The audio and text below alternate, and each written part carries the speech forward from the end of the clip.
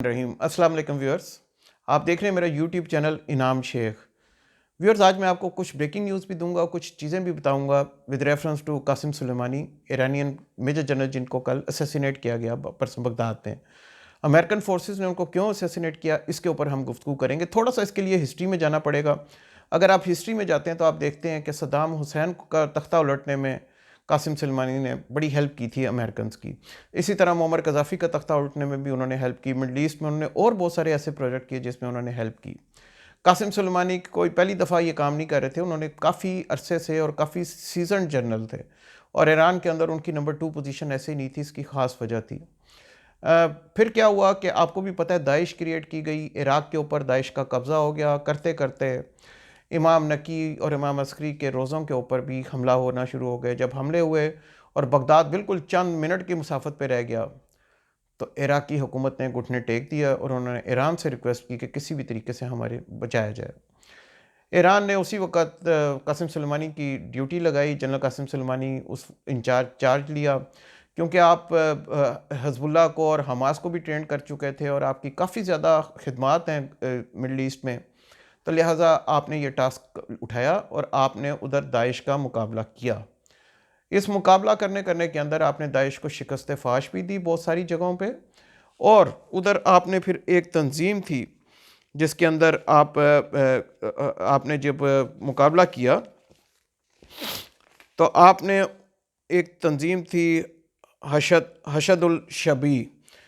हशदुल शबी के जो चीफ़ थे अबू मेहदी अल मनहदस, वो भी आपके साथ शहीद कर दिए गए इस हमले के अंदर।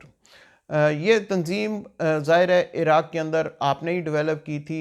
जनरल सुलेमानी ने ये तंजीम डेवलप की थी इराक़ियों के ऊपर, और इसमें मुख्तलिफ़ डिफरेंट तबका लोगों का इकट्ठा मजमा किया गया था। इस तंजीम ने, क्योंकि इसकी अवाम की सपोर्ट थी, तो लिहाजा इसको एकदम बहुत ज़्यादा इराक़ में पिज़राई मिली।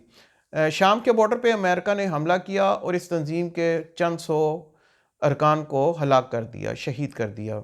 इस पे इराक़ में बहुत ज़्यादा एहतजाज हुआ, अमेरिकन एम्बेसी के सामने एहतजाज हुआ और फिर मयतें लाशें सामने रख के एहतजाज किया गया और एम्बेसी पे हमला कर दिया गया। खैर, अमेरिकन सफ़ीर और उनके अमले को तो बहिफाजत बाहर निकाल लिया गया, लेकिन प्रेसिडेंट ट्रंप ने उस दिन ही कहा था कि मैं ईरान को इसका मज़ा चखाऊँगा क्योंकि ईरान इसके पीछे है। और उन्होंने फिर ये हमला करके इसको पूरा कर दिखाया। क्या ये सिर्फ ये उस वजह से हमला किया गया? नहीं।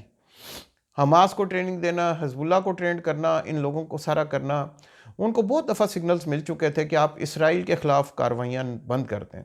और जब वो इसराइल के ख़िलाफ़ कार्रवाइयाँ बंद ना हुई तो उस पे भी अमेरिका को रंज था। आपको मालूम है कि अमेरिका ने अभी जो क्लेम किया है कि हमने उनको अपने सेल्फ डिफेंस में मारा है, कि वो अमेरिकन सिक्योरिटी, नेशनल सिक्योरिटी और अमेरिकन अवाम के लिए ख़तरा थे। तो ना तो वो अमेरिकन अवाम के लिए ख़तरा थे 12,000 किलोमीटर दूर, ना ही अमेरिकन नेशनल सिक्योरिटी के लिए ख़तरा थे।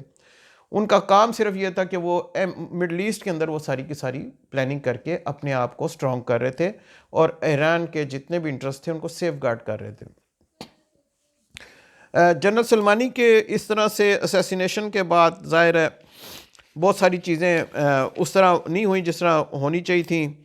और फिर उसके बाद खित्ते के अंदर अब ये आग लग चुकी है कि क्या जंग होगी कि नहीं होगी। अमेरिका ने फिर दोबारा से थ्रेट किया है।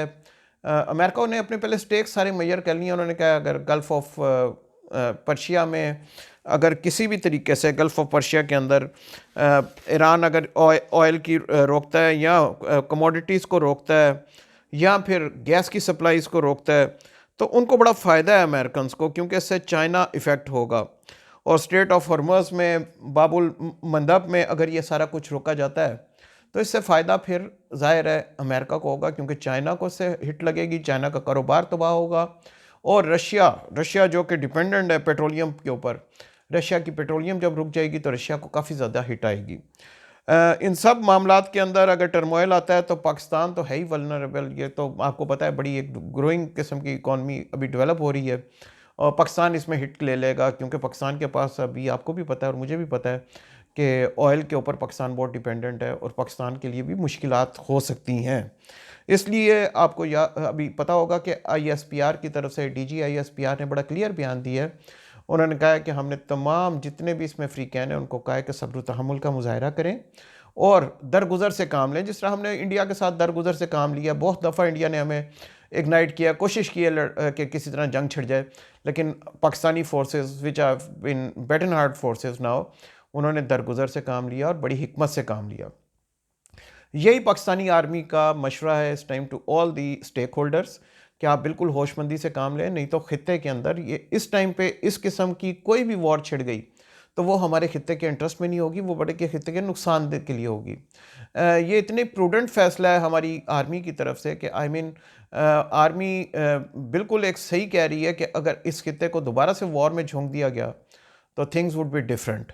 मेरा ख्याल है इसके ऊपर ईरान को भी गौर करना चाहिए, अमेरिका को भी गौर करना चाहिए, तभी मामलात आगे चलेंगे। मैं नेक्स्ट प्रोग्राम में आपको बताऊंगा कि यूनाइटेड नेशन क्यों बनी और उसके मुहर्रकात क्या थे और उसके यूनाइटेड नेशन के चार्टर क्या कहते हैं वॉर्स के ऊपर। इसके ऊपर भी हम थोड़ी गुफ्तगू करेंगे, लेकिन ये नेक्स्ट प्रोग्राम में। Stay blessed. अल्लाह हाफिज़।